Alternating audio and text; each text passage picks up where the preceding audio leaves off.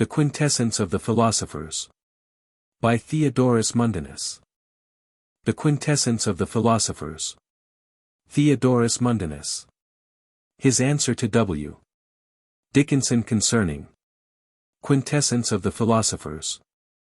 Although very many letters relating both to business and civility, as is most agreeable to a man of my character, and continually written by me.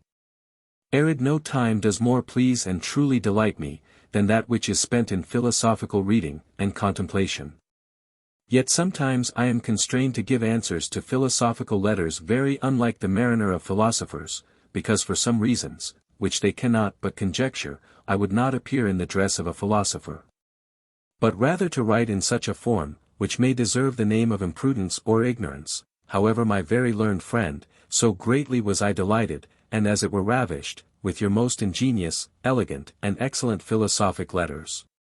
Dated the last of July 1683, that had not your most courteous and friendly deportment, chymical industry, candour of behaviour, and all kind of learning extorted from me a promise. I could not but at this time give an answer to them and your demands with so much clearness as may agree with former obligations, and the rules of secret philosophy. And I ingeniously profess, so far as those rules will bear an amplification, without a rupture, I shall for your sake, dilate ere it extend them. About 20 years ago in my travels through all England, wherein my passage and short stay at that harmonious and splendid University of Oxford, I had the favour and happiness to come to your acquaintance and be an eye-witness of your great labour and cost bestowed on the chymical art. I was filled with great joy that I found to meet together in one man, probity of behavius, variety of ingenuity, a studious genius of pyrotechny. With the true principles of philosophy, that I had a mind in my letters to promote and illustrate the principles of my philosophy to you. To confirm your earnest and diligent search of the true science, and if you will remember I gave my counsel in this thing in a letter from London, wherein I paid my thanks for that most courteous entertainment I received from you at Oxford. Which undoubtedly I had performed, had I now afterwards heard that your weighty employ in medicine, and great esteem would not hereafter permit you to be at leisure, for chymical experiments. For this cause I altered my purpose, of having further acquaintance and commerce with, although I can never recruit the veneration I have towards your signal eminency. But when on my return to England in 1679, I heard again of your name and fame at London. And at that time when meeting together with my friend Beckett, I found your love of chemistry, not altogether extinct, but contracted, and covered over with business, like fire with hot ashes. And perceived by the furnaces newly built by which, your chymical desire, like fire afresh stirred up, I greatly rejoiced at this sight, both for your own sake, being well persuaded that by the blessing of God, prospering your painful sagacity, at length you would obtain that, which would abundantly recompense your labour and cost. As also for the sake of the art itself, which in my opinion such an ingenious, honest and prudent lover of it, by an undoubted argument, how great an opinion I had of you, and how honourably I thought of you. And that I might the more confirm you in the principles and practice of philosophy, not long after in your presence, I made those two projections. And what I say ought not to be questioned, lf I affirm for certain, that, although I have been an adept philosopher more than 40 years, I never made known myself, or the verity of the art to 3 persons, besides yourself. But this my silence and recess, is not to be imputed to pravity of mind, or envy, but to a just fear, and necessary care, which becomes every wise man to use, for his own safety. There are many examples and proofs of dangers, imprisonments, and untimely deaths, which philosophers have brought upon themselves, to the knowledge of others. If other arguments were wanting, the things which have of late happened to my friends the philosophers of France, would give me sufficient admonition, and what happened in times past to Raymond Lully in England, they may also teach you to be wary. If at any time the Almighty God shall crown your chymical endeavours with a desired event. Some portions of the elixir, or transmuting powder have come to the hands of wicked men, but it has been a snare, and destruction to them. But my dear friend, be fully persuaded of this, that those philosophers which know the nature and intimate mysteries of this art, were eminent in piety and honesty, and had performed many magnificent and famous works to the glory of God. The good of mankind, and the peculiar profit of the common will where they lived, if they doust discover their faculty of doing those things, but such is the parvity of mortal man, such the covetousness no less of the superior, than inferior. But no sooner has a philosopher made himself known, but he is presently exposed to imprisonment by the injurious and treacherous inclinations of ill men.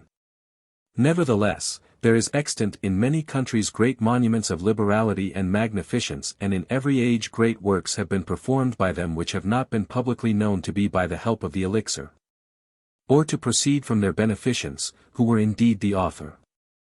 I shall only produce 2 examples of their magnificence: first, that which was done by a philosopher of your own land; the second, because it was done in your own country, for a regent of unblameable credit, hath noted that your countryman Ripley for many years successively sent £100,000 annually to the Knights of Rhodes, to sustain the war against the Turks. And Raymond Lully gave to Edward VTH, King of England, 6 minads of gold, to be spent in the Holy War, waged in the Holy Land, which he made in St. Catherine's Church near the Tower of London. But it may clearly appear how little the philosophers esteemed vainglory, or popular applause. Very many of them who set forth books have not affixed their names to the writings. And those that founded convents, monasteries, hospitals, temples, and other public houses, many among them having taken care that such places should be erected, have not suffered their statues to be seen in the frontispiece of the buildings, or their names to be read or known. They were greatly pleased with religious words at their own proper costs, although they were built in the name of others, and serving to propagate the fame of other men, being abundantly content with that private applause which they had in the theatre of their own conscience. For this, my dear friend, I would have you know, that this mystical, and to speak with other philosophers, divine science, doth endow and replenish the breasts of the happy adepts with cogitations and affections aspiring far above the basis of this world, so that ambition, avarice, with other passions torturing and corrupting the minds of other men, have little or no dominion in them, and therefore they more esteem the virtues of the great Elixir for the perfect vigor of body, and most high tranquillity of mind, joined to a wonderful perspicuity which it doth steadfastly produce, than for those immense riches which at their pleasure they may obtain from it. Yet do not so interpret my sayings as though I would have it believed that the philosophers did altogether despise the treasures of the earth, so as to employ no part of silver or gold lawfully possessed by them from this blessed science to their own proper uses, and etc. For this only reason they have endeavored carefully, by what means and methods they might, to conceal the first matter and cover and darken the verity of it, with obscure appellations, and so they do afflict, and confound the curious searchers with hieroglyphics, traps, allegories, windings, and divers feigned names, which are taken from the various forms seen in its preparation. As from the blackness seen in the beginning, they call it a crow, black lead, pitch, and any other thing that is under a black color. From the whiteness which from a further coction it acquires to itself the name of the swan, white lead, and other things that by nature are whitish, from the divers colors which by intermediate vicissitudes appear, it is called the peacock's tail, the rainbow, and the tide. From the redness which at the last it is clothed withal, it is noted by the names of the red lion, minium, and other things of a red color. Moreover, from the stink it sendeth forth in the beginning of its preparation, it's distinguished by the tittle of Asaphoetida, and other bodies of a stinking odor. But under these coverings the truth is veiled with artifice, that it may shine to the studious and wise searchers, if so be they observe these rules which you before hath propounded, and heartily implore the divine grace to succor their endeavors, without which the great mystery cannot be understood, or at the least acquired. However, let the writings of the philosophers seem never so difficult or mysterious, nevertheless the disciples of this science are obliged to them for the pains they have sustained in composing of them. For the writers neither acquired fame, nor gain to themselves, in regard they concealed their names and persons. Therefore they did proceed from a desire to hold forth as it were Ariadine's clue that might lead the sons of art through the labyrinth of chemistry, and in what they could to succor their industry, yet withal not to expose the art naked to the profane vulgar, to prostitute chaste Diana to the lust of the potent and rich, who are very ready, if money could do it, to procure the possession of her. Wherefore seeing the philosophers have so well acted their parts, it behoves the disciples of the art to act theirs, likewise, viz. to accustom themselves to labors and pains, and by intent meditation and well-weighed daily experiment, which are to be accounted the best comments of their books, to obtain the interpretation of them. As to the contradictions which frequently seem to occur in chemical writings, they are not so really if well understood, for first, when the philosopher's stone is by some assumed to be a natural thing, everywhere to be had, and of mean price. By others an artificial thing, nowhere to be found, nor to be obtained without great cost, nevertheless they speak true on either side, if they be discreetly and with different grains of salt apprehended. For when the original stone is taken for a concrete matter of which it does consist, it is rightly called natural and everywhere to be found, as well in things of small as of a great moment.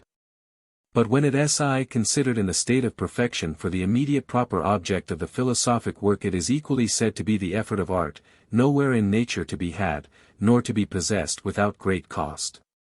By the same distinction the contradictions used by diverse philosophers concerning their mercury are made perspicuous, and reduced to harmony. Secondly, there are some that say the stone is made only of one matter, viz. argent 5, some of 2. Others of 3, yet neither do these Sentenacs oppose one another. For it is compounded of sulfur and mercury, both which are one thing, and although it is said to consist of 3 things, viz., individuals of Sal, sulfur, and mercury, in the purity of its nature it is simple mercury. Of a threefold form only in its external shape. Although many things are brought together for our use, yet all these things ought to come into one, before they are fit ingredients for our work. Thirdly, there are philosophers that declare the work to be short and easily done. There are some that say it is a long business, and Herculean labor. They record not from the truth who affirm the first preparation of the natural matter to be painful and very tedious. Nor they who say the coction of the prepared subject to be easily and expeditions, but the different progress of the operations makes the work short to these and long to others. Fourthly, some do determine the matter of the philosophic stone to be merely metalline, others both vegetable and animal, which diversity is to be taken in and showing in reality there is no difference. For all the true and general searchers of nature agree in this, that the stone may be made of any subject of those kinds, and thus it is best of all made of the 3 conjoined in one. But because it is necessary that the sulfur and mercury of the other 2 bodies are to be reduced into a pure homogeneous and unctuous substance, which is the condition of a metallic nature, before they can be accommodated to the great work. Therefore the matter may rightly be called metalline, a metal. Fifthly, some report the elixir to be made only of vitriol, others declare that of vitriol alone it is by no means to be made. The same possibility of diverse other subjects, both animal sensitive, vegetable, or mineral, is all edged and decried, yet an easy distinction will bring these different positions into concord. For it being supposed, that vitriol is that general substance, out of whose inward parts our mercury may be copiously drawn, and of which alone the philosopher's stone may be made. Yet vitriol, as vitriol cannot effect this, nor sulfur as sulfur, nor blood as blood, nor oil as oil, nor lead as lead, nor gold as gold, can any way conduce to its production. Nevertheless in every one of these individual bodies there is more or less a mercurial nature, the spirit of mercury, or gold of gold, which is efficacious and fit to perfect this work. For which cause Mercury, no less by the philosophers than the poets, is said to compose all contentions, and discords with his caducean rod, because all the repugnations and opposite propositions of philosophers, are softened and reconciled by oppositions taken from the various forms and conditions of Mercury, which agrees to all things.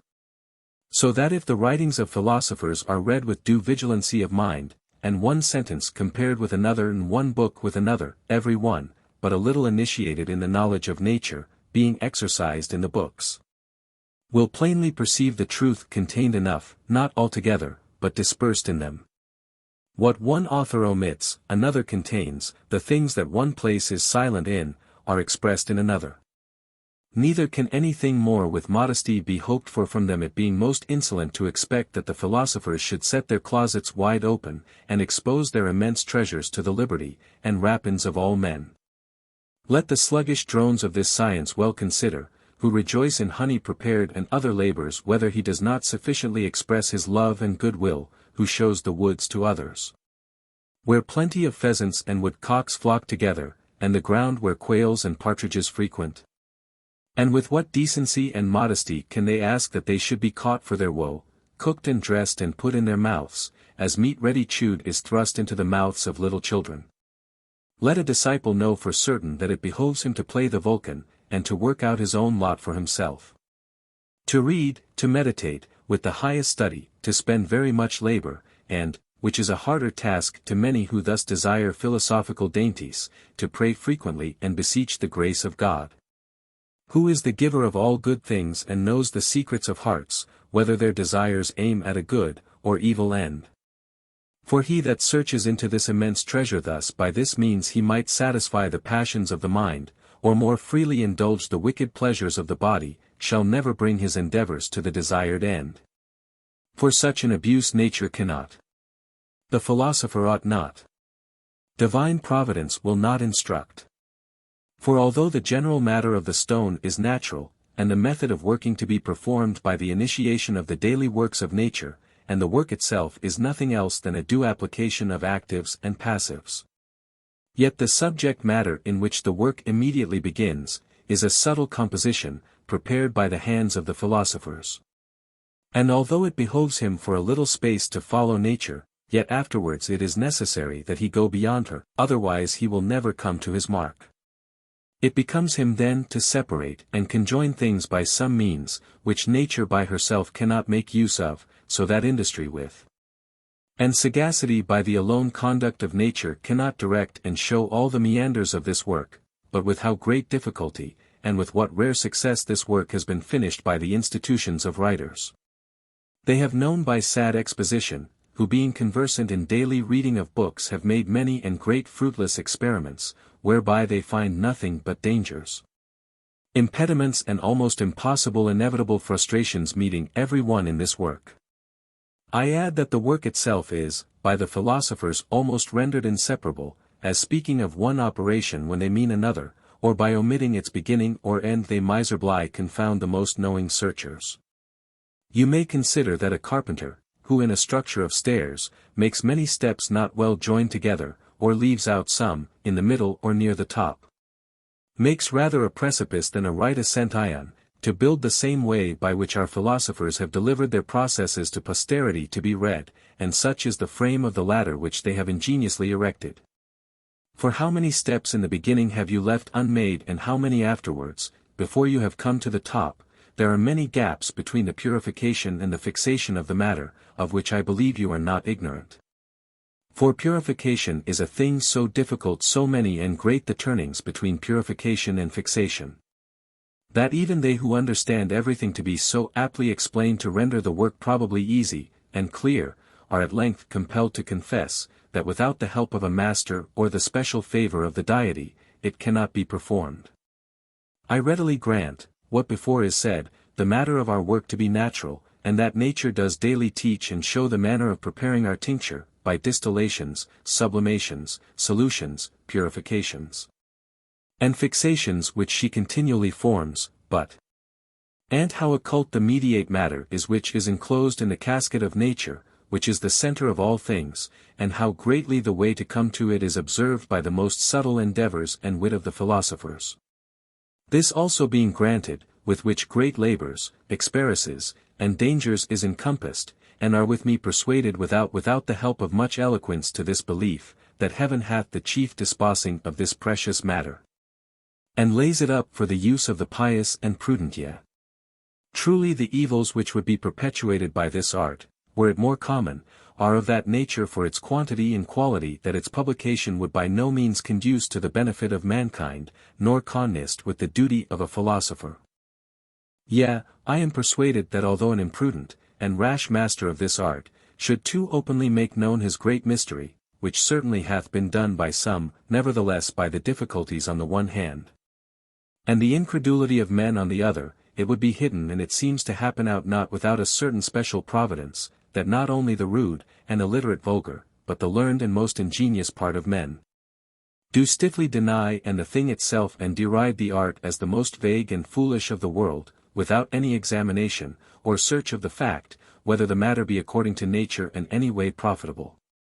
In other controversies sober men, and endued with judgment, endeavor to apprehend what may be understood by the thing itself before they begin. But here diffidence and denial for the most part proceed the canon of the question. This prejudice and incredulity hath deferred thousands from the search and scrutiny of this secret, for why, would they who believe that in India no gold is to be found, take so long and dangerous a journey thither to fetch gold from thence? Certainly such obstacles will cast them in a doubtful circumstance in their journey, who set upon this work before they understand the nature of the thing, or the right manner of proceeding, which may make void the endeavors of the hesitant. For how can any one of a weak and unstable faith keep constant in undergoing labors, cost, study, watchings, whilst he sees no other effort, but troublesome doubtings, and discouraging misfortunes, which are to be expected by all that are not well instructed in the true matter, and right manner of working? Portanus does expressly affirm that after he knew the true matter, yet he had erred 200 times, before he had complete the work itself. But I have enough harped on this string, and your enigmatical Stinyabigavi, and your sarcastical epistle, which newly, and on purpose coinous by them, or you, to upbraid the sublime and mystical wisdom of the wise, I could easily pardon. They, in the meantime, no less disdain such words than the trabing of goose. Or that I may repay your new Latin word with an old French word, Magicanori crepi ruditum. Such reproaches will not stain your fame, because it is necessary both for the security of their persons, as well as their secrets. Yet they walk in the clouds, and their writings ought not to be reproached because they are above the capacity and intellect of the vulgar. Besides, it is an argument of their love and virtue, honesty and industry, that they do not communicate this arcanum to the people, and it is a proof of their ingenious subtlety, that they can make this thing obscure, when its matter is so vile and common, and its operation so simple and easy, and so agreeable to the daily work of nature. Furthermore, the whole mystery hath been plainly shewed by some imprudent men, that the philosophers have been fain to strain their wits to keep the knowledge from diligent but undeserving inquirers. Wherefore that great philosopher Lully saith, that the composition of our books is nothing else than a subtlety of sagacious art to conceal the art. But this they could not do unless they had hidden the matter, and manner of working under the thick voices of enigmatical speeches, and disturbed the brains of men with equivocal words and appearing contradictions. I confess, some contradictions may be found in the writings of some adepts, which deserve your reproach, because they do not only disturb the candidates of this art, but also are injurious to nature, and derogate from her in making her less large and bountiful than indeed she is. For some do confidently assert that the secret matter is to be found in no subject but gold and mercury, others profess that it is hid only in vitriol, in which subject they have wrought with success. And there are some who determine antimony to be the only subject of the hermetical science and operation. Yea, almost everything which is positively affirmed by some to be the matter of this magistery, is with the same confidence, and show of reason too, stifely derided by others. Each one thinking that there is no other way to Corinth but that which himself hath gone. But this comes to pass, as you yourself hath wisely observed, and very acutely expressed, because they were so shut up within such narrow bounds of knowledge that they have plainly been ignorant, what universal nature can produce, and what affinity there is between the essences of all things, especially of minerals, and how eagerly nature herself hath laid the most solid foundation of making gold. From whence it is evident that not only the subtle endeavors of very many, but also the ignorance of some adepts, hath obscured the art, and rendered it so difficult, as not to be acquired without a master, or by revelation. There is no need for me longer to swell on this theme, of which, as well as other things we have so accurately discoursed and certainly above all other that ever I have known. And therefore I had here made a conclusion, if we had not obtained particular solutions to some questions annexed to your epistle, which now I shall subjoin, with all the clearness I may. Of the matter of the stone. As to the matter of the stone, you yourself who have made so fair a description of it, and so sagaciously searched it out, then to its original, cannot be altogether unable to answer your own question, because, as you have well known, it is the virtue of the heaven and earth, and all the elements, and so diffused through the whole world, and essential to everything, that nothing can remain one moment without it. By it the sun rejoices as a giant to run his race.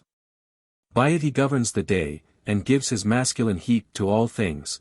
By it the moon governs the night, and lets down his fertile menstruum to the earth. By it the clouds drop fatness, and the ground brings forth its timely fruits. The birds of the air, the fish of the sea, the beasts of the earth bring it to you. Adam brought it into the world with him, and dying, brought it into his sepulchre. Neither can the vilest creature of the world, nor any element be without this fiery essence and this subtle earth, which joined together make a viscous and oily water, which is the matter of the magistracy. So that it may rightly be called a thing of small price, because it is so common, and at the same time esteemed most precious, for its wonderful power and difficult acquisition, for it is covered and locked up in the center of all the concretes, so that neither human art without industry and cost, nor riches and labor, without the divine blessing, can find or obtain it. Nevertheless without much difficulty it is extracted out of many things of the universe, by a common distillation, as oil out of vegetables, and animals. But unless the art of separating the elements be well understood, and unless the way of extracting water out of air, air out of fire, fire out of earth, be known, you will effect little or nothing in chemistry. But if you are skilled in the art, viz., to divide the four elements according to the doctrine of the wise, you may easily purify them and with a geometrical proportion join them and digest them so that they make a viscous fiery water, which is the matter of which you state the question. I say this fiery water is found in every one of those compounds which are called elements. For, as you rightly assert, after the division of the matter of which constitute the chaos, and first compaction of all things which constitute this adorned world, there was no simple element extant, every one containing it itself more or less the other three. But this our matter, seeing it is an ethereal and celestial substance, joined with a most subtle earth, is chiefly found in the element of fire, whence the philosophers ought to fetch it. It is indeed a luminous substance, yea, truly a fire to be kindled by distillation. Yet it is necessary, that by a manual and artificial operation, you reduce this fiery water into the condition of a metalline sulfur, which being highly purified from all feces, and freed from all watery and airy redundancy, will be inseparable united to gold and dilate and multiply its tincture. This sulfur is the hot and dry part of our argent vive, so far as it is considered distinct from its oleaginous humidity, although both are really one and the same thing, and only one matter to be had, as I said before, as well from vegetables and animals as from minerals. However, we must add that this mercury cannot be useful in alchemy, so long as it remains in its vegetable and animal state, wherefore the sulfur or oliness ought to be made metalline, exactly pure and unctuous, which the chemist may perform, by repeated putrefactions, distillations, and separations. For by these means artificially performed it is brought to the highest degree of purity and perfection, and then the first work of the philosophers and primitive preparation of the matter is performed. And here I would admonish you, that the confection of this pure oiliness is the great and hidden mystery of this art, yet it is performed by setting of it free from all earthy and watery feculency, and excess. In all corrosive waters, which are called aqua fortis, is something of pure oiliness, by which they can add vigor to gold, and increase its tincture. For this end the philosophers use them. For the acute and penetrable parts of aqua fortis, being most fit to enter into, and penetrate gold, carry that oily and unctuous essence into the inner parts, and so perform the first resolutions of it, which when it is, by distillation again drawn off from the gold, leaves this oiliness behind it, which makes it more fit for an intimate dissolution by a mild, homogeneous, and permanent menstruum, which truly is a vegetative liquor, endued form hence, with a mighty power to increase and multiply the tincture of metals. For the vegetable and animal dissolvents owe their vegetable force to a corrosive, and many of the philosophers do attribute the quick dispatch of their great work to it. For the ancients, being ignorant of the use of aqua fortis, performed their works slowly, and troublesomely, but after they understood the force and use of aqua fortis, they performed them in a few days, which before they could not under a year's time. And for this the disciples of chemistry are more obliged to Paracelsus than the ignorant and ungrateful are wont to acknowledge, but this digestion I hope will not be unseasonable, to those, who would willingly know, what is the pure oily nature, and how it may be gotten. But the desire to know, where the matter of the philosopher's stone may be found in such a disposition and quantity, which may invite the labors and industry of the students in this art. You have very well observed out of the writings of the Hermetic chymists that man is the richest mine of this mercurial sulfur, and physical matter. You may also learn from them in what part of the mine the best and most plentiful sulfur is contained. Basil Valentine, that skillful philosopher, saith, there is a limbus or viscous globe of earth in the microcosm which issues out of a certain permanent water, which hath in itself all extrinsicals, being removed whatsoever is necessary to the completing of the work. And your countryman Ripley doth dogmatically relate, that our stone, or matter, which is generated in an ingenious earth, and in the spring, when the sun is in Aries, does grow and vegetate and begin to fly out to be extracted in its own manera entire, not corrupted by a martial man. Hamo, that he might show the place with that clearness as is lawful, thus speaking to the sons of art, that they might easily, and with a small price obtain the desirable matter of the philosophers. Go you secretly, and slowly, with great silence to the posterior parts of the world, viz., the little, and you shall hear a sounding thunder. You shall perceive the wind blow, and you shall see hail and rains falling on the earth, and this is the thing you desire, and which in the chemical artifice exceeds in value every stone of the mineral mountain, by which adumbrations you may really conceive where famous or of our gold remains and whence it may plentifully be digged. There is no need you should fear danger about the preparation of this animal matter, which I see does somewhat deter you from this work. If only you follow the counsel of Medea to Jason, when he was to plough with bulls breathing flames of fire, that not to plough with an adverse wind, lest the force of the flames should beat upon him. I do not doubt but your signal understanding in chemical affairs and diligent care, may prevent those conflagrations, that happen through negligence and a sagacious and experienced genius, will invent such glass vessels, instruments, and methods of working with that matter whereby you may prevent the penetrating and pernicious vapor which at any time can arise from it to the danger of the sight, health, and life.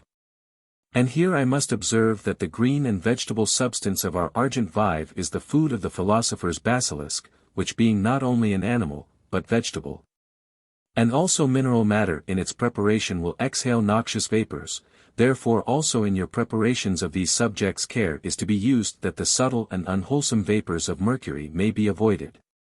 For the matter of our philosophic work is mercury. Of the mercury of the philosophers. But I know that you cannot imagine that I now speak of common mercury, or argent vive. For our mercury, whether it be considered in its natural state and condition, or as it is prepared to our magistery, and made fit by the hand of the artist, differs very much from common mercury.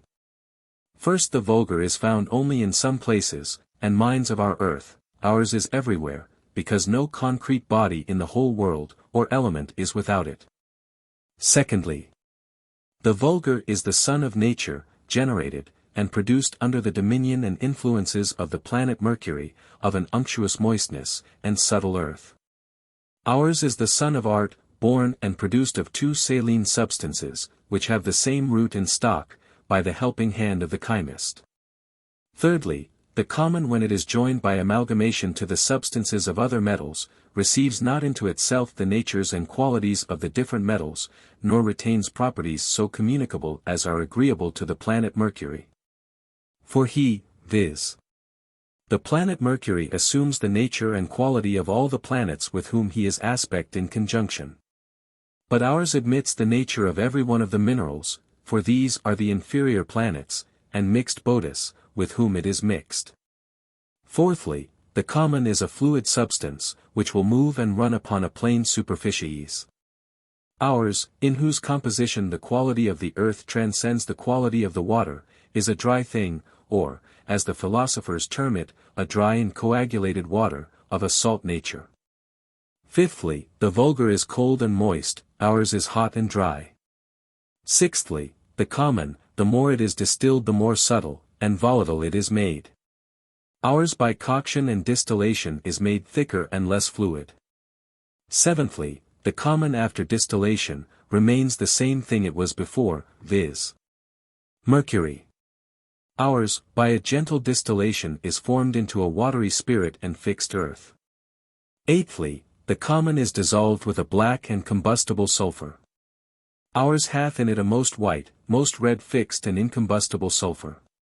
Ninthly, by the common the metalline bodies are made black. By ours they are whitened, and brought to a metalline brightness. Tenthly, the common defile and destroys everything. Ours produces and vivifies all things, and is truly the radical moisture of all things. Eleventhly, the common, unless it first may putrefy and be reduced into its first matter, will afford no salt from its body. Ours contains in its bowels both a white and red salt, and is really altogether salt flowing from a salt fountain. Twelvely, the common is of a metalline nature and truly a fluid and liquid metal. Ours, although it may, is not to be called metafulgent, by reason of its principles of which it consists, yet indeed is no more so than a vegetable or animal, for it is airy, watery, fiery and earthy. 13ly, the vulgar is not the seed of metals, but is produced from the same or like metalline seed of which the other metals are produced, and is a metalline fruit, like all other metals. 14thly, the common can neither dissolve gold, nor silver, nor be incorporated with them otherwise but that it may remain separable from them by art. But ours doth throughly and radically dissolve both gold and silver, and is so intimately united with them as to be made one individual, for ever inseparable, for which cause it is called a permanent water. 15thly, out of the vulgar, by itself, gold or silver by no artificial or artifice can be drawn. Out of ours having in itself both a white and red tincture, both by the work of pyrotechny is made. 16thly, the common will not dissolve nor congeal itself, nor by itself be brought to the perfection of the elixir. But ours dissolves itself, coagulates itself, and without any addition, by a simple coction ascends to the supereminency of the elixir, and true tincture of the ancient philosophers, fit to impart perfection, not only to other metals, but to mercury itself. The catholic and mutable nature, and attributes and various appearances of this mercury, were the cause why the ancients compared it to very many things, and gave to it divers names, whence many errors and daily deceptions arise to the searchers of it, and much loss of time, and money did in so, for which cause perhaps it may seem mercury hath not undeservedly suffered the animadversion of your wit. Yet sir, I would admonish you, that the ancients assign those different appellations put on it, not without great reason taken from the nature of the thing, and for just cause taken from its eminent force and power endeavored to render the attainment of it difficult and abstruse, which truly they did effectually. However, that I might satisfy your desire in this description, both of the vulgar and sophic mercury, I have sufficiently explained the nature of that thing we call mercury, so that, there is no need of more words. Although I cannot speak too much of that which is the chiefest part of everything necessary to the existence and life of all the creatures, because most certainly it is the radical moisture of all things. A moisture it is that no fire will consume. An oil that will not burn, an air produced from the earth, a real earth, not such as we tread upon, but such as is above your heads, which no heat can dry, for it is a sulphureous liquor which increases our fire, and is of that same matter as the oil of a lamp in the matter of light. A liquor made of the most subtle parts of nature, a liquor which cleansing and nourishing all things, will consume nothing, a fat salt and so truly dry, as it will not wet your hands, withal so moist, that it is the fountain of all salt liquors of the universe, a liquor which is properly called our stone. Of which, if you would make the great elixir, or medicine for men and metals, it is necessary that you first turn it into a substance like to an homogeneous oil. Then after you have putrefied this luminous body, it is needful that it be turned into the four humours, and lastly these humours must be turned into a pure sulphur. viz., a sulphur whose moisture increaseth in the fire, and is made a more concocted and mature mercury. For our mercury and sulphur are one and the same thing, as you have very well observed, differing in such a manner, as the fiery moistness of the body is distinguished from its heat and dryness. This sulphur or mercury, call it which you please, is hidden in the belly or center of all things, and whenever anything is brought to its perfection it appears, and is called not improperly the gold of that thing. Of the gold of the philosophers. You must therefore believe that our gold is not the same with that metal commonly so called, for the Hermetic philosophers have their secret metals of which they are to be understood. When they speak of a metal with respect to their great work and not of the common metals. It is true that among the philosophers there are three kinds of gold: astral, elementary, and metalline.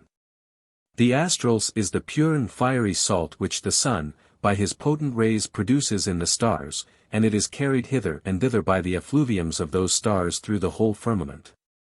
The elementary is that pure and fixed salt, which by the name of the sun is generated in every body compounded of elements, and is generated in every element.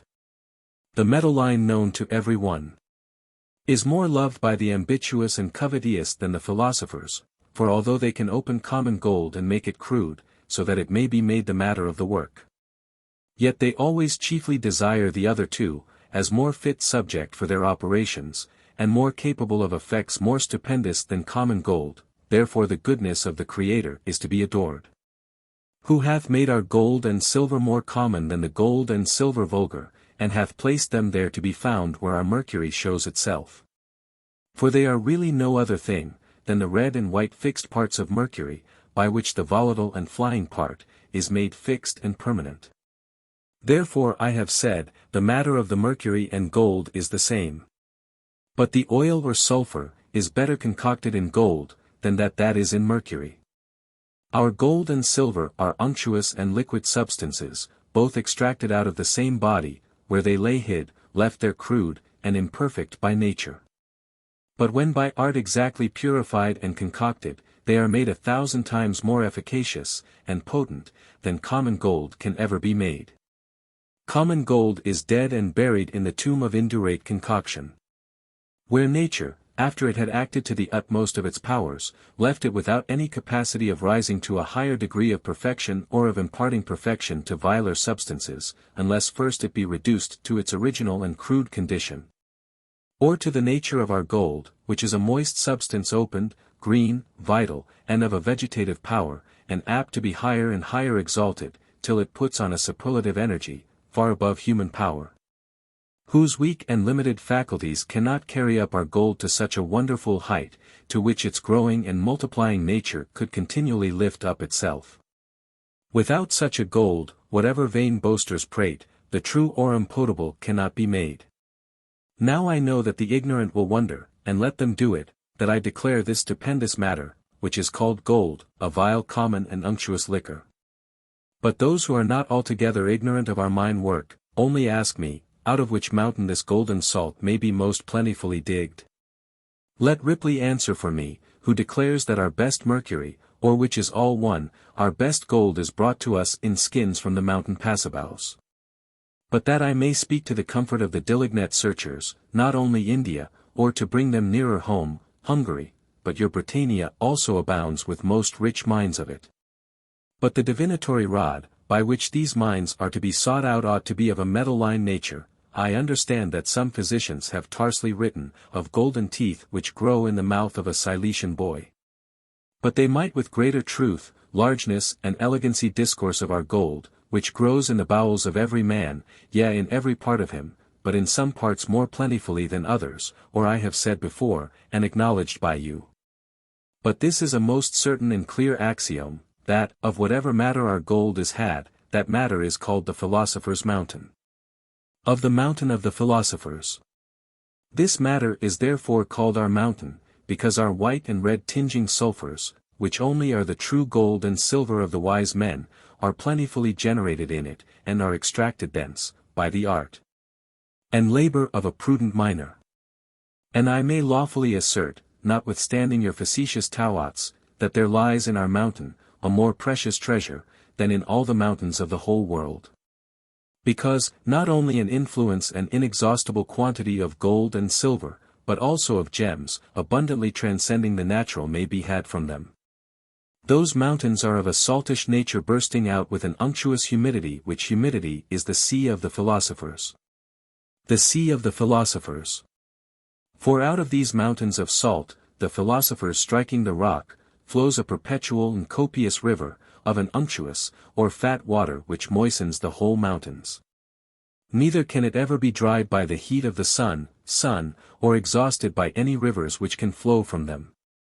This water, from the abundance of gold which it carries in its streams, deserves the highest praises and commendations of the philosophers, much greater than Tagens and Partalis, the sublime encomiums of the poets. Neither is it improperly and undeservedly termed an ocean, because it is diffused through all things, as it is the radical moisture of all the concretes of the universe. You may fitly, and ingeniously enough, call it the Mediterranean Sea, because it passes through the center of our earth, or salt mountain. The possession of this vast sea is esteemed of great moment by the philosophers, therefore it is counted by them of the highest price. Because it abounds with a kind of fat fishes, well observed and described by you, which some do call sea lampreys, or remors, because they can hinder the motions of the tall and towering ships which swim in our sea and destroy them. These tall ships, that I may speak plainly, are the volatile spirits of the world, which fluctuate in our sea, and by the salt which is in that briny water, are retained and fixed, and for that cause. That fish is in so great honor among the philosophers, because from it they distill their vegetable menstruum, or aqua vitae. Of the aqua vitae of the philosophers. Indeed, our aqua vitae, or vegetable dissolvent, is drawn from a fat and unctuous matter, and although it may be made of the common spirit of wine, yet it will never be made, unless it be joined and united with another vegetable nature which bears the character of a trefoil, and therefore by some it is called our trefoil, by others our grapes, because it yields a wine so wonderful. But now to speak and judge ingeniously, this aqua vitae is pure oil which is distilled like common ardent water, and in distillation leaves nothing behind it and is incombustible. This clear and subtle oil is our mercury prepared, and the natural sister of our earth or salt, which this oil or mercury does most lovingly embrace, most readily dissolve, and unites itself inseparably with her. The most intimate union of this spirit with the salt, does give unto it a certain kind of volatility, so that they can be sublimed together, by which means they make that incomparable sal ammoniacion, or white sulphur of nature, which is called our fair Diana. Of the Diana of the philosophers. I perceive you earnestly desire to have this presented to your view, naked and bathing in her fountain, but you have known how all the nymphs in the fable did stand about her, to guard her, lest Actaeon should thus behold her.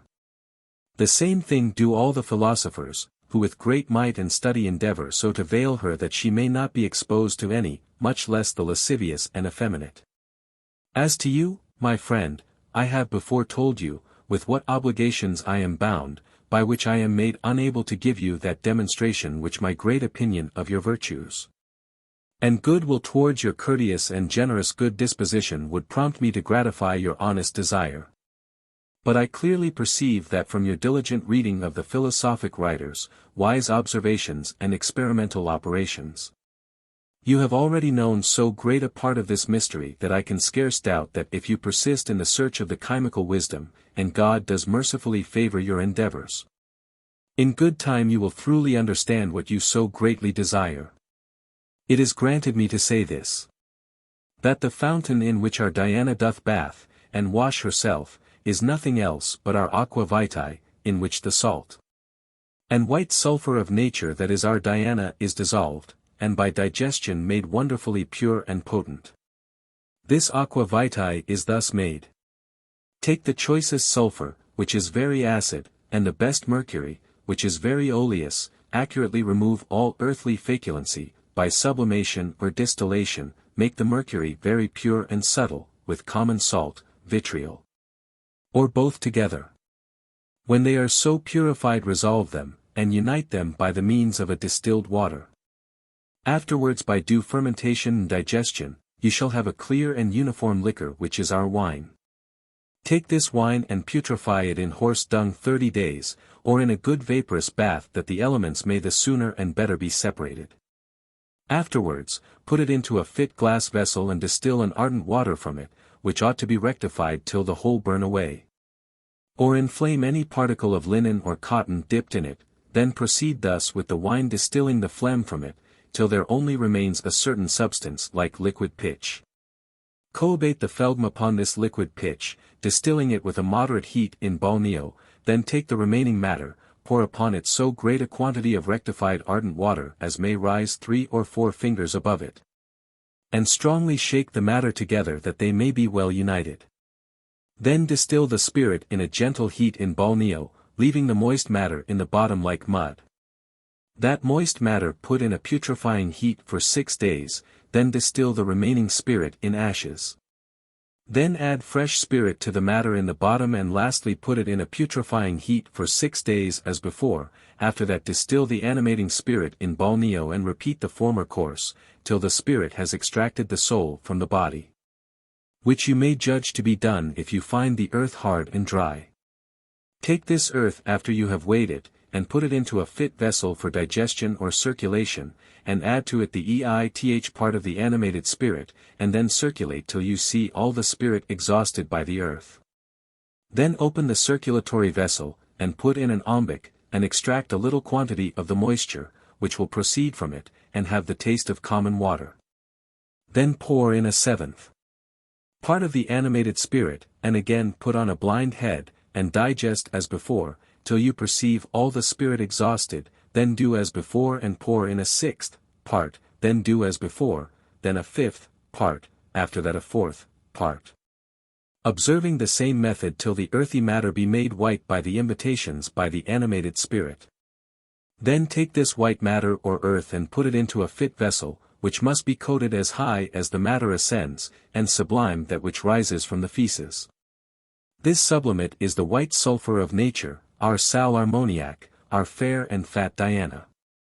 Which if you behold her in her bath, take her and weigh her, and to every pound of her body, take of the rectified spirit or water of the bath 3 pounds, and put her in it, that she may sweat in the vaporous bath 24 hours. Then distill the humidity in ashes by a heat like that of the sun, and weigh the remaining sublimate and add to it 3 parts of the rectified spirit as before, and putrefy 24 hours as before in a vaporous bath, repeating the whole a 4th time as before, in which space of time the whole sublimate will be distilled over, united with the spirit. Then take this spirit thus actuated with the sal ammoniac, and put it in the heat of horse dung or a vaporous bath, at the least 8 or 9 weeks. Thus if you perceive in the bottom of the glass a sediment, like the urinous sediment of a sound man, and a liquor in purity like any crystal, decant diligently, or any other way separate the clean liquor from the sediment. Stop it up most accurately, and put it in a cool place. This is our aqua vitae, the water of Diana, or the water of argent vive, by which we thus perform the radical solution of metals, especially of gold. Rx, good calx of gold. Prepare after Lully's manner and dissolve in this aqua vitae. Then digest it a little, and after that distill from it the aqua vitae, and by repeated effusions of the spirit, digestions, and distillations, make all the gold ascend with the spirit, which is the true ori potable. The great medicine for men and metals, which may yet be made a higher medicine by reducing the dissolved gold into a true oil. This you may do by drawing off the dissolvent, till it comes to the consistency of oil, which is much more precious than pure gold. With this medicine, to say no more of it, the famous Raymond Lully restored a man to his youthful vigor, when he was decrepit and at death's door. Besides very many authentic registers, your countryman Ripley gives testimony to it. And so, my most learned friend, I have shown our fair Diana to you, in her bath, yet so, as becomes a modest philosopher, I have cast a veil upon her lest the matter should appear altogether naked. Yet in such a manner have I explained it to you that there seems nothing wanting to make you master of our secret, but the perfect knowledge and regiment of our fire. Of the secret fire of the philosophers. This, as it is the highest mystery of nature, so it is the greatest secret of the philosophers. The fire of the Peripatetics is dry. But that of the Hermetic philosophers is moist, the common people calcine and burn with a culinary fire, we with a clear and crystalline liquor. For our fire is a sulphureous water, and the spiritual seed of sulphur, which is in ours more so with the mercurial moistness, the matter of our fire, as the kindled oil in the lamp is the matter of the light, and by such a matter is augmented. Nothing is so dark and obscure as our fire, and nothing is more occult than the manner of ordering and governing it. Pontanus, after he knew the true matter, as himself confesses, erred above 200 times, before he could perfect the work, because he knew not this fire.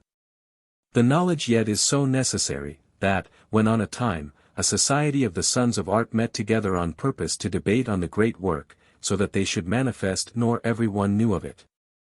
After various opinions were brought forth and conversed among them, the youngest of the company being asked what he knew of the mystery, answered, that he understood the fire and its regiment, whereupon all rose up, and gave him the preeminency, as the chief master of this secret, and for he can easily perform all things, who knows it, and without its knowledge nothing can be performed. Which, seeing it is so, you may reply to me, that I have given you no satisfaction in any time, which hitherto I have written to you. Yet my dear friend, the things which I have said, do greatly conduce to your desired end. For whosoever is well furnished in other things, and hitherto instructed, is well adapted for the finding out this secret fire, which he will probably obtain, if only he continues his inquisition, and God vouchsafe to bless him. I must confess, that hitherto I have writ to little purpose, unless you seem to have known the things before. However, it will be a great comfort to you that what I have written may confirm your opinions, and beget a confidence in you. How more like a philosopher, than a parrot you have written. And therefore they cannot but be an incitement to promote your beginnings, and progress, to which I heartily wish a most happy event. Because I suppose you to be a man very fit to be made an adept. And I seriously propose, had I been so fortunate to have had the liberty granted me by my patron, which many adepts have, I would have opened to you the whole secret. But, my good friend, let me use that liberty of speech as to say that if without the tremendous anathema of the philosophers, I might open to you the great arcanum, viz. their secret fire, I do a little doubt, whether by this means I might be an instrument of greater solicity to you. It is worthy to be noted, that sentence of a chief father of the Church, God in his mercy denies many things which he grants in his anger. For very many gifts of the infinite deity, are made rather punishments than benefits. My most worthy friend, I heartily pray that if you go about the great work and finish it, this may not be prophetical of you, the circumstances considered which accompany you. Therefore I would admonish you that whosoever God shall make the master of the hermetic wisdom, they would employ it about medicine, and philosophy but not making of gold. Our quinta essentia. As it is a great medicine if handled wisely, and will procure you sufficient riches, with security and glory, and inasmuch as it does exceedingly help in philosophy, it will fully satisfy the curiosity of your ingenious mind, whose faculties will be made marvellously clear and more illustrious, by a sagacious use of it.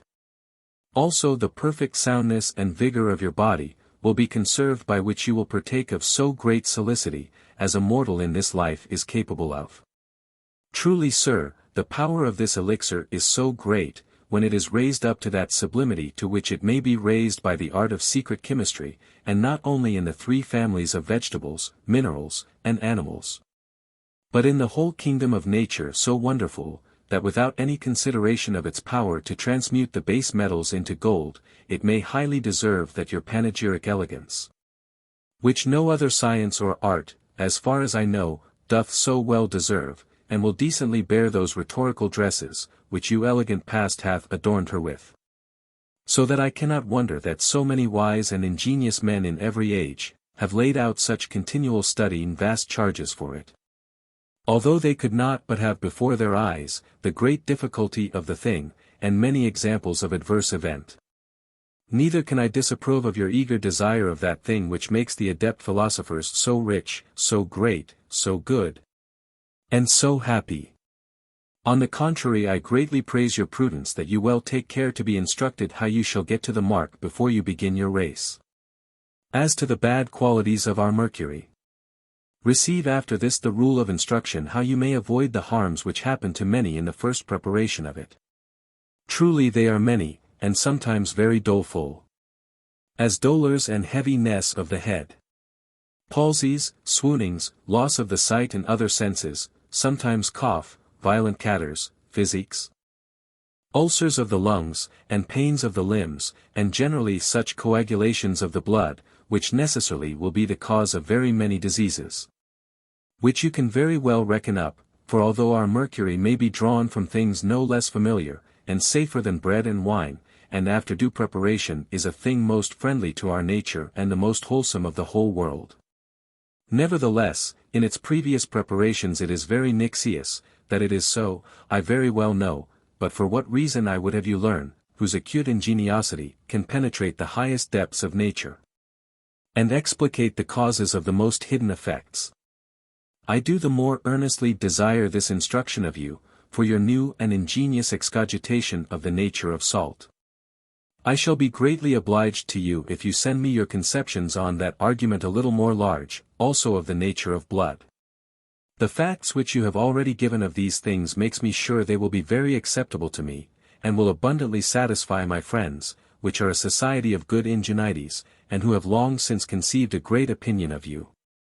For an excelling idea of a most good, most ingenious and most learned man, as your letters have shewed you to be. Which most accurate letters, which the annexed papers truly have so explained the original of the universal mercury, indeed the basis of true philosophy. And have so well expounded the conditions requisite in him who would apply himself to this philosophy, and have given cautions, and directions so sagacious in reading the philosophic writers, that they may be of great benefit to the students of this art. And moreover they vindicate chemistry in the estimation of men, first by showing that the labors about it are not irrational, nor the effects accidental, uncertain, and sophistical, but that its operations are exactly conformed to the operations of nature, whose conduct it follows till it finds her languishing and deficient, and then it excels, and goes beyond her. Secondly, by demonstrating the sublimity of its subject or matter, and proving by evident means and inference, in what, and by what means that matter may be made so transcendently more black and efficacious than other things. Thirdly, by taking away that dung of contempt and obloquy which you learn as well as unlearned and malevolent men have cast upon it. Which you do excellently perform, by transferring the blame in some physicians, too much disdained and idle, whose ignorance is too ancient and ostentations too arrogant for them to receive instructions, and on others more credulous than as is meet in rash chymists, who at length hated fair Diana they were ambitious of, because she would not admit of their unworthy addresses.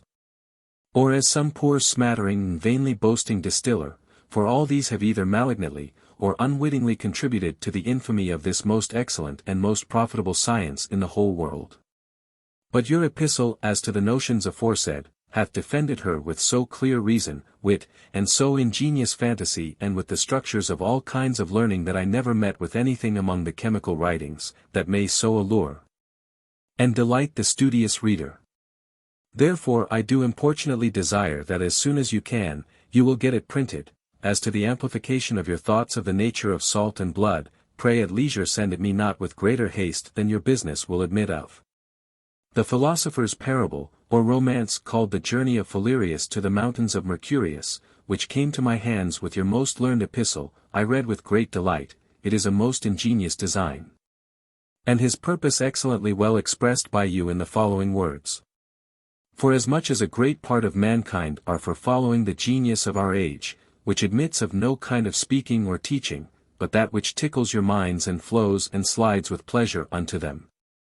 That is the reason why I treat of grave and physical things according to the mode, that I might the more easily pass acceptance, for serious things by merry things, for true things by feigned things.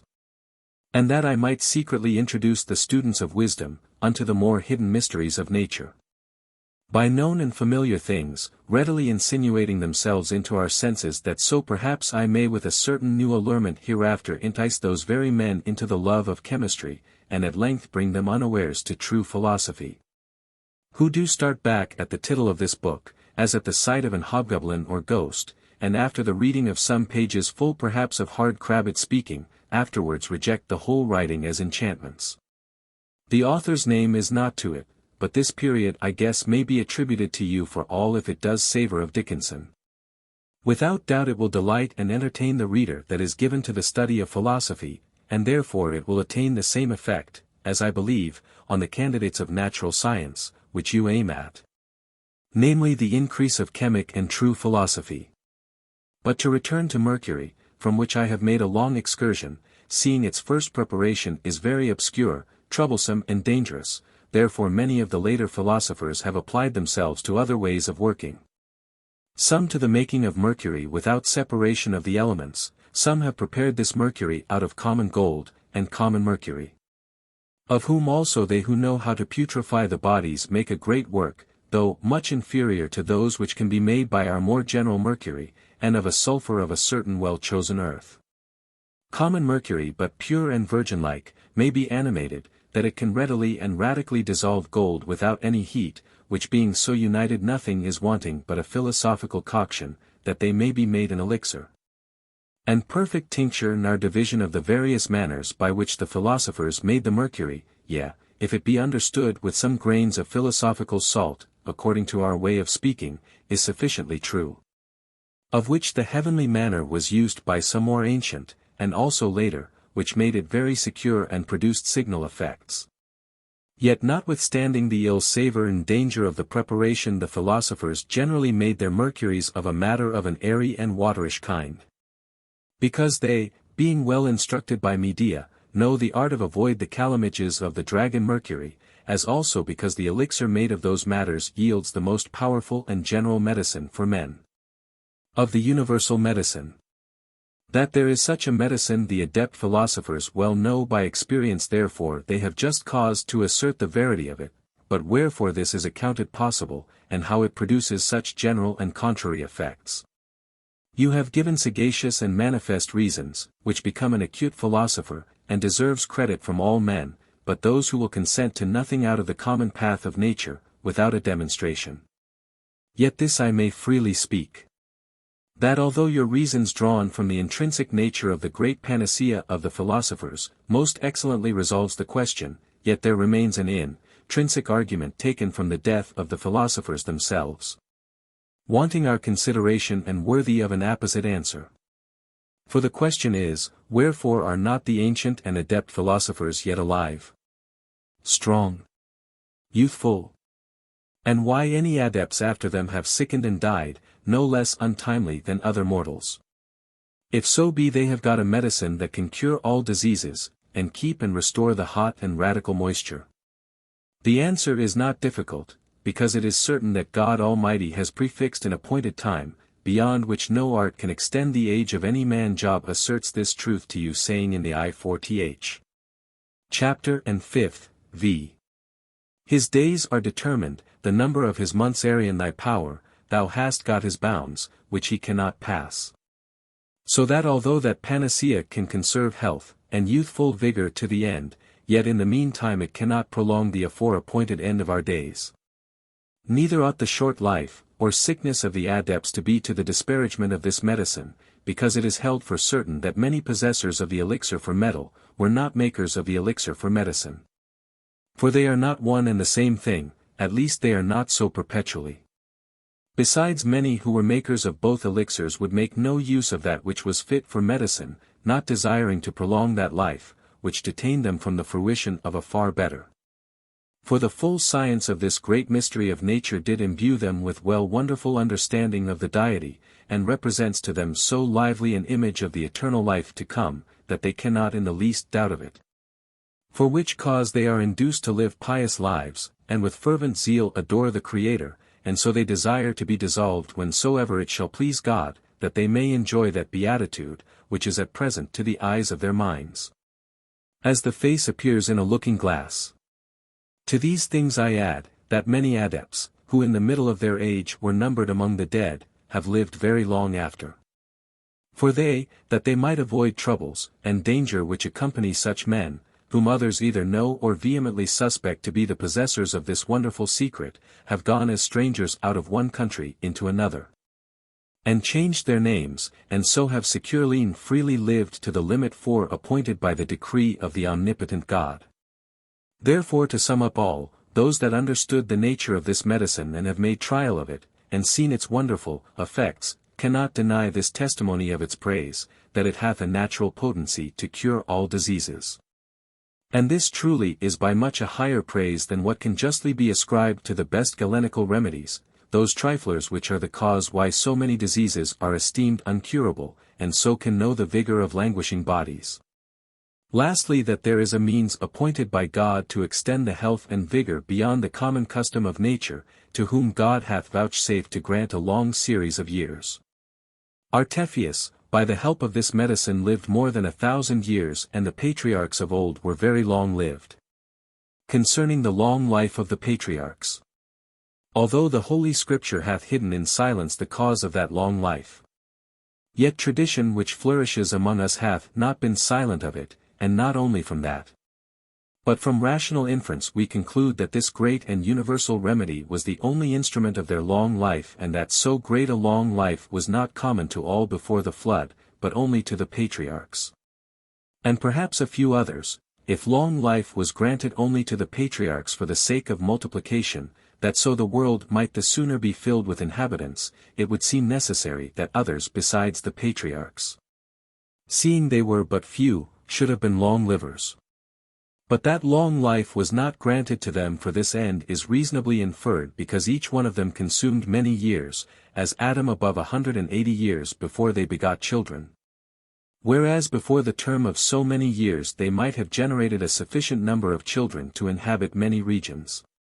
Therefore the providence of God seems for other reasons to have given such long lives to the patriarchs, first, that they might hereby the better propagate arts and sciences, some of which, such as astronomy, could not be perfected without observations concerning some centuries of years. Secondly, that the creation, the fall of man, God's judgment against him, and the hope of redemption, might more easily and faithfully be delivered to posterity until Noah, not only by tradition, which is liable to error and corruption, but by the living voice of him who was an eye and ear witness of things, or by the testimony and doctrine of some of his sons, who received them immediately from his mouth. These most probably were the principal causes of the long life of the patriarchs. Wherefore it was not needful that it should be general to all before the flood, when it might suffice if a few sincere and serious leading men should live so long, who from the very lips of Adam, without the errors of tradition might instruct Noah and his sons, who were to be as well the teachers, as the fathers of all the ages after the flood. Hence it is why I am bold enough to give such credit to our traditions, as to believe only the patriarchs, or a few others were so very long lived. But that this long life was procured to them by the benefit of the great mystery of nature, viz., the universal medicine, the following reasons seem to confirm the strength of the witty argument. The patriarchs, those great and ancient fathers of the whole world, without doubt very well understood nature, therefore it is a reasonable induction that they, at least Adam, who for certainty, perfectly knew nature, could not be ignorant of the chief part of it, viz., the pure essence from whence every concrete receives its being and operation. From thence the sophists take the great medicine, and it is very probable that they not only knew the matter of such a purity to exist in the midst of all created things, but also very well knew, with what a wonderful potency it was endued to conserve life, when it was separated from all crassitude and feculency. Wherefore it is most credible, that the omnipotent God who gave such virtue to the purest part of matter and which should be able to conserve and restore the radical principles of life, and who from the beginning of the world distributed to us natural benefit, by natural means, vouchsafed to make this pure, and efficacious part of matter a comfortable instrument for the continuance of health and life by so long a series of years for the end which he has appointed. To wit, that he might prove their natural science with the complete understanding of the power and effects of this pure matter, and also with the method of making it so wonderfully efficacious. But we are not to conclude that all the patriarchs are to be supposed to have an equal knowledge of this matter, or that they did equally alike sublime it, or could sublime it to that highest degree of perfection which it was capable of, and that every one did apply it to the same uses and ends, for Enoch was endued with a most eminent science of this matter, but he made use of it, not so much for making of gold, as the illumination of his intellect, and to make it more capable of supernatural and divine things, and to elevate his cogitations and affections above the fruition of worldly things. But Chan did chiefly, if not altogether bend the knowledge of this mystery to gold-making, and in that work instructed his children, from whom it is propagated this day in Egypt, Arabia and Libya. Enoch in after ages was known by the name of Hermes, and was the first of three so-called, and left some monuments of his divine science to posterity. From Chan this science is so divided and dispersed among the Egyptians that the whole region took its name from him, yea and the art itself also, which from him is called Chamia, or Chamia. So that the studious of diverse countries round about, went to Egypt to be instructed in the mysteries of this and other sciences. Moses and Solomon obtained this art from that nation, here Orpheus, Empedocles, Democritus, Osus, Plato, Pythagoras, Hesiod, Homer and Osthenes the Mede, and Morion the Roman obtained the knowledge of this great mystery. But this is from my taske, which was to render an answer by the what means the lives of the patriarchs were so long continued, which verily I have performed as I was able. And if I have not sent pluri satisfaction to your chiefest questions, I entreat you of your candor and charity to believe that this arises either from the defect of knowledge, or want of any liberty.